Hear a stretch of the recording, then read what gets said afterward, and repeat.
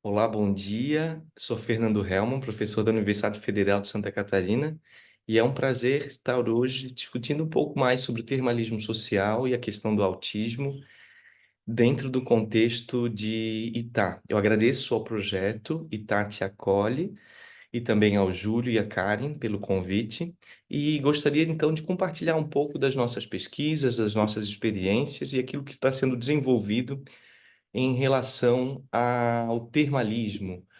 E para isso, eu gostaria então de começar com alguns conceitos e depois passar dentro desses conceitos do termalismo a classificação dos tipos das águas minerais, seus derivados, como que se dá as técnicas de administração, o efeito que é esse termalismo e algumas evidências específicas, incluindo a evidência na questão do autismo, para ao final falar um pouco das águas de Itaipulândia.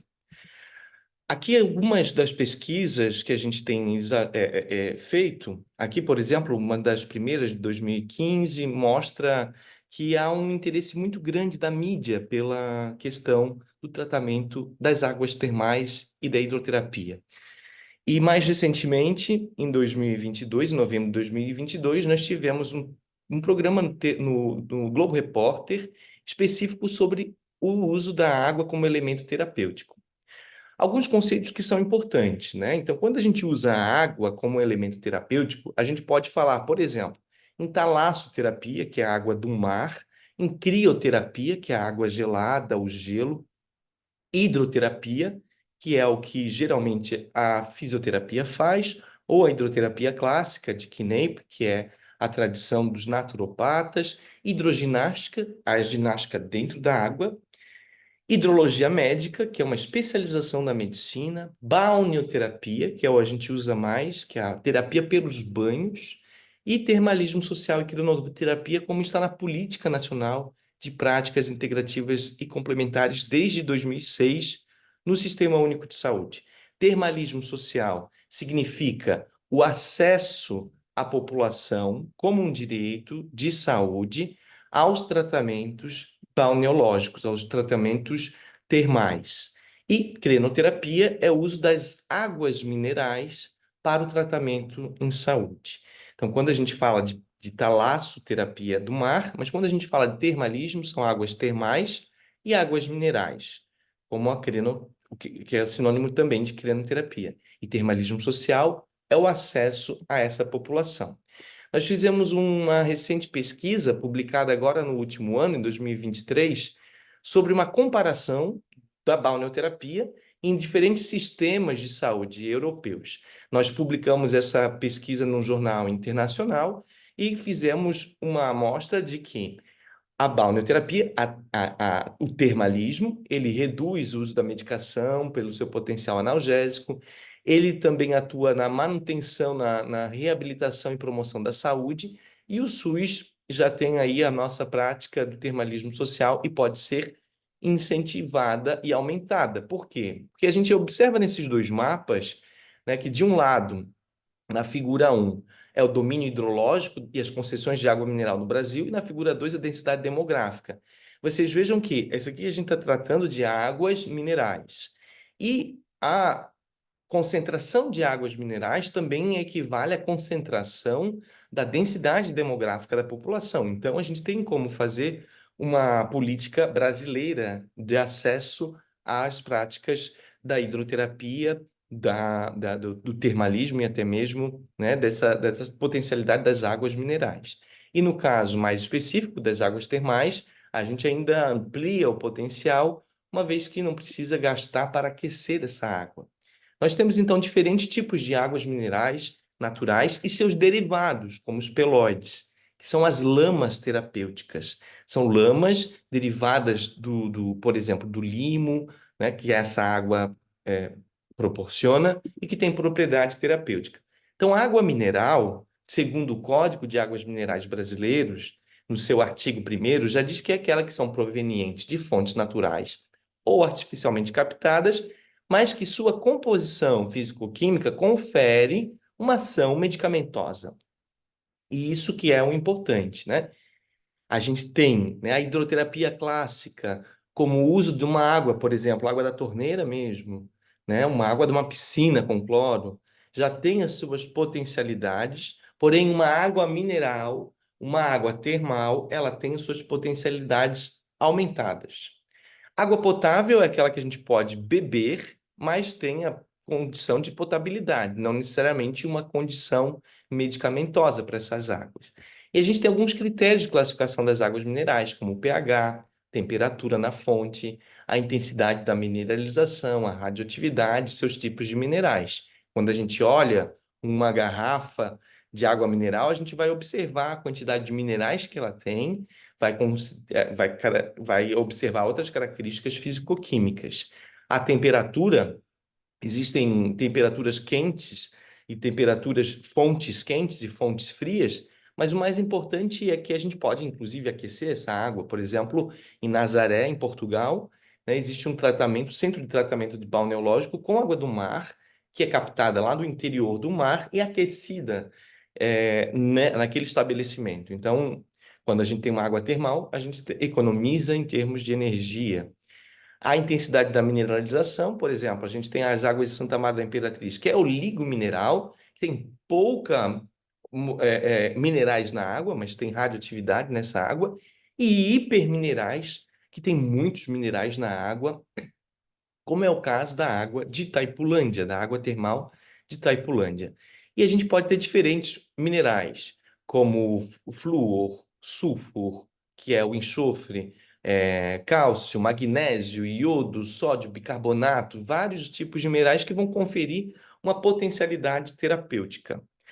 E os peloides, como eu havia dito, são esses derivados dessa água, né? São essas argilas, os fangos, lodos, limo, entre os outros, que quando utilizado, né, com essa água, elas produzem efeitos terapêuticos que se denominam então peloides. Então, peloides é esse conjunto, né, que tem uma parte da água mineral associada a um depósito sólido, que pode ser terra, argila, outros sedimentos, por exemplo, que vão ter esse produto terapêutico também, muito utilizado nos joelhos, por exemplo, no cotovelo, né?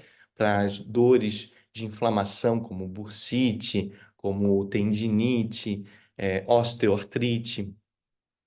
E como é que é aplicado a técnica da balneoterapia, né? Então, a gente pode fazer nas piscinas de forma coletiva, né? A gente pode fazer, então, tanto de via interna quanto de via externa.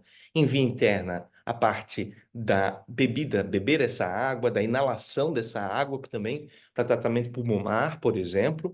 E a parte externa, a gente vai ter aí o uso dos banhos propriamente ditos, os jatos, as duchas, as piscinas, saunas, né? E a gente tem outras técnicas que usam recursos medicinais, né, no uso como a própria aplicação do peloide. Então, interno, a gente tem tanto a parte de inalação nessa figura e a parte do uso da água, tomar a água, beber a água, que é a que a gente chama de cura hidropínica, né? Que é a técnica em que a gente bebe a água segundo doses específicas por conta da sua propriedade daquela determinada água. E cada água é diferente da outra. É como o nosso polegar, que tem uma impressão digital diferente, cada um de uma pessoa, a água também tem a sua diferente digital. Inalação, para tratar as vias respiratórias, a inalação com a água termal de Itaipulândia é muito bem-vinda, porque ela produz efeito positivo dado a sua composição físico-química.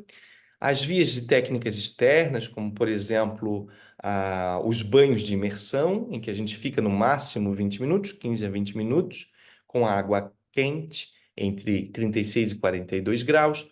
Banhos de imersão com hidromassagem, em que a gente vai ter um jato aí subaquático. A gente vai ter outros tipos de banheira, como galvanização, como outras que tem também anexam junto o ozônio, a ozonioterapia. A piscina de uso coletivo, que é uma das mais utilizadas também, como, por exemplo, a hidroginástica, ducha escocesa, que vai um jato de água sobre o corpo da pessoa, né? Então, aqui uma outra imagem da ducha escocesa que faz uma massagem energética no corpo. a ducha de Vichy, que é uma massagem que se faz com a água caindo sobre o corpo, né? E a hidroterapia clássica, como, por exemplo, os banhos alternados, né? O banho de contraste, os escalda-pés e várias outras técnicas da hidroterapia clássica. Como é que funciona, portanto, os efeitos dessas águas minerais, medicinais e pelóides como elemento terapêutico? A gente tem os efeitos mecânicos, que são aqueles próprios da imersão na água ou nos pelóides, né? Como, por exemplo, a pressão hidrostática, que vai produzir diurese, vai aumentar a urina, vai produzir também um relaxamento muscular. Esse é um efeito mecânico, qualquer água. O efeito térmico de qualquer água, que é a temperatura.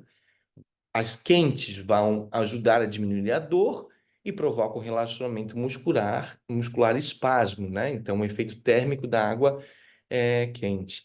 Mas isso são a partir de estudos clínicos e pré-clínicos já realizados, né? Mas também a gente tem os efeitos químicos, que é por conta da composição química dessa água, se ela tem brometo, se ela tem iodeto, se ela tem sulfur, né? Enxofre, que é muito bom para a pele, silício e assim por diante.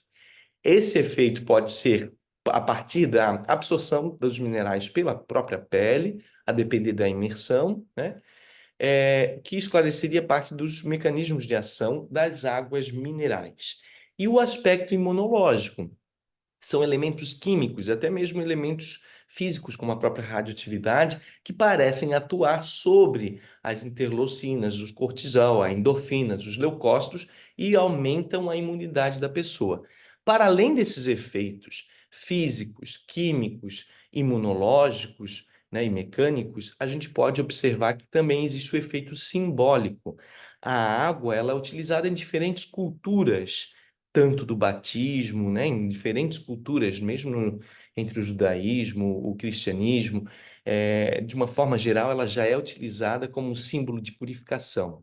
A água é uma característica da profundeza, a água tem característica da maleabilidade, de saber conduzir-se ultrapassando os obstáculos, por exemplo, quando um rio passa por sobre as pedras. Então, esses aspectos simbólicos, né, que nos trazem, inclusive, até a memória de quando estávamos na barriga da nossa mãe, envoltos no líquido amniótico. Então, esses efeitos simbólicos também a gente pode considerar como efeito das águas mineromedicinais nos tratamentos. E vamos agora, então, para algumas evidências científicas do termalismo e da crioterapia. Vejam, há bastante evidência mais consolidada sobre a balneoterapia na osteoartrite e nos tratamentos de dores de uma forma geral, como, por exemplo, fibromialgia. Então, aqui é uma revisão sistemática que mostra que encontraram um nível de evidência que mostra que o efeito da balneoterapia, né, da terapia pelos banhos, é superior ao não tratamento ou a outros tratamentos que não utilizam, né, a água como o elemento a mais no seu tratamento.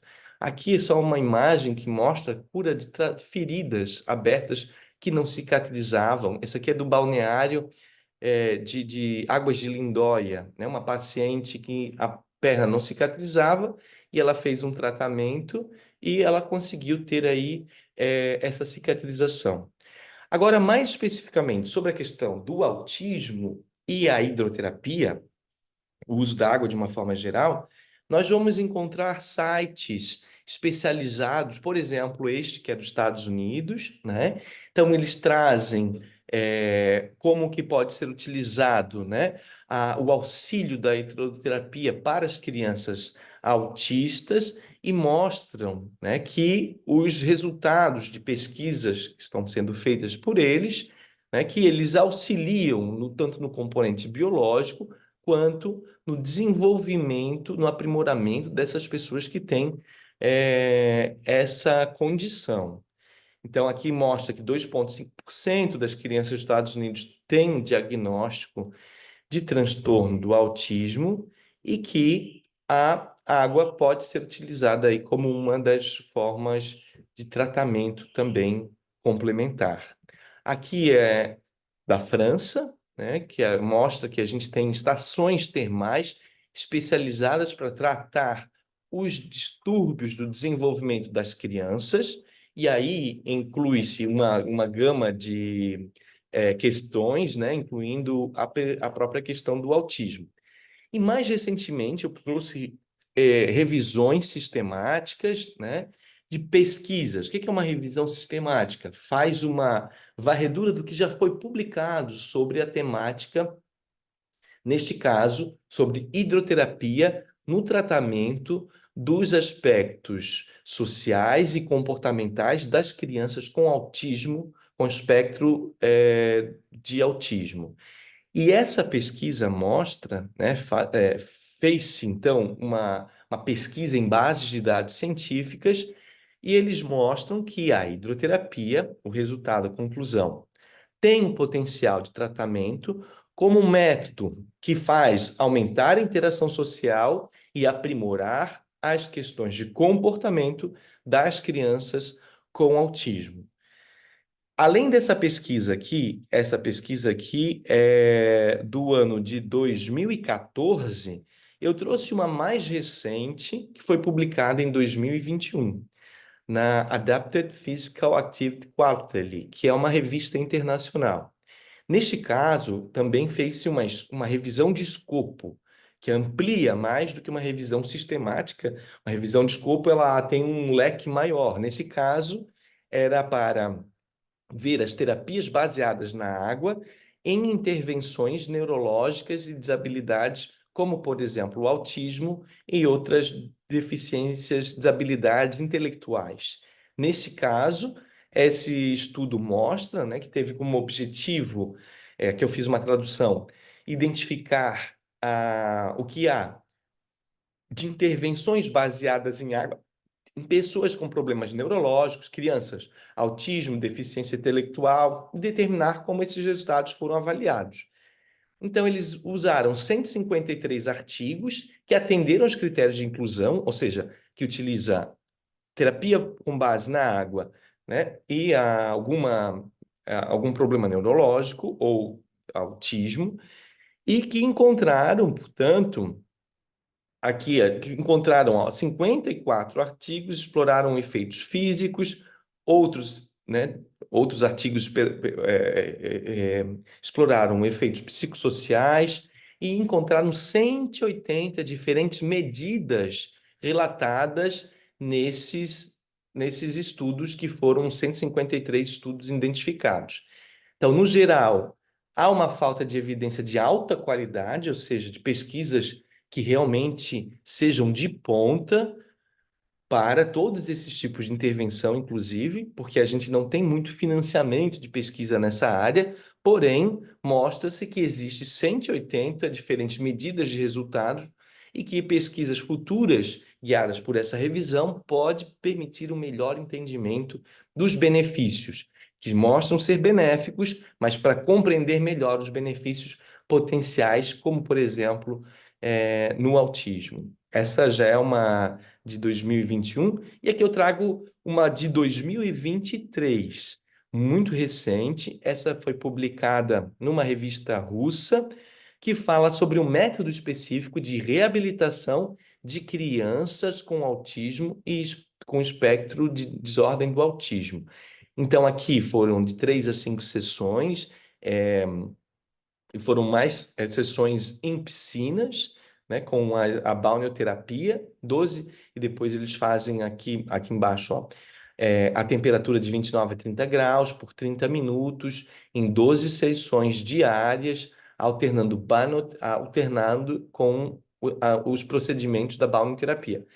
Então, o que que eles encontraram? O método providenciou um aumento da efetividade da reabilitação nas crianças com autismo, devido ao desenvolvimento cognitivo, emocional e músculo-esquelético, e à inclusão, né, dessas crianças na própria sociedade. Então vejam que existem estudos já mostrando esse potencial, e o ideal mesmo é que a gente possa fazer um grande estudo em Itaipulândia.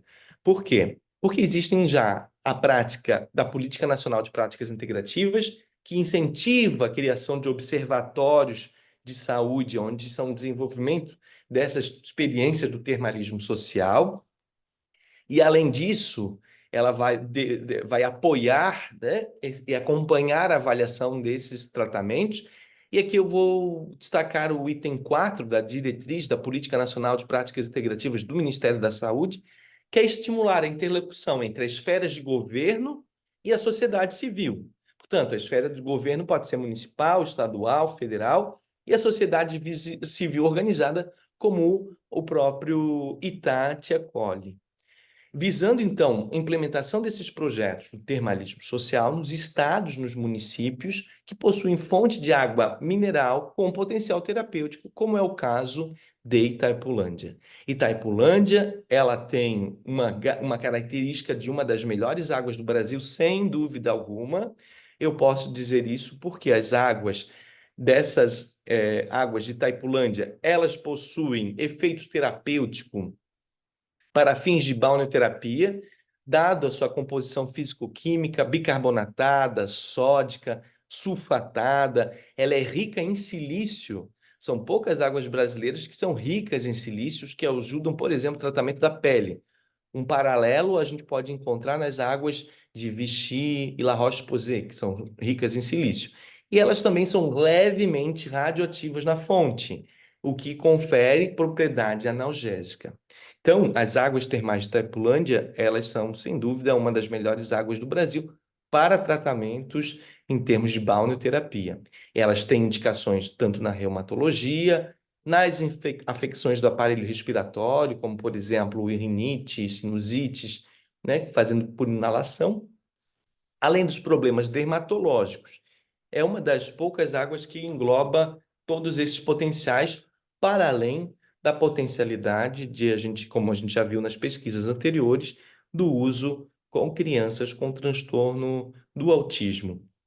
Então, aqui a gente tem alguns objetivos que poderíamos, né, aprimorar o aproveitamento dessas águas em Itaipulândia, não só para o município, como para a região do estado do Paraná, e, ao mesmo tempo, aumentar o acesso do tratamento para as crianças, para as outras pessoas da comunidade com dores, por exemplo, melhorar a saúde e o bem-estar da população da região e, principalmente, promover o turismo de saúde termal. Paraná já é bastante conhecido como algumas clínicas, como a Lapinha, também o Oásis Paranaense, entre outras, que trazem muitas pessoas para fazer tratamento.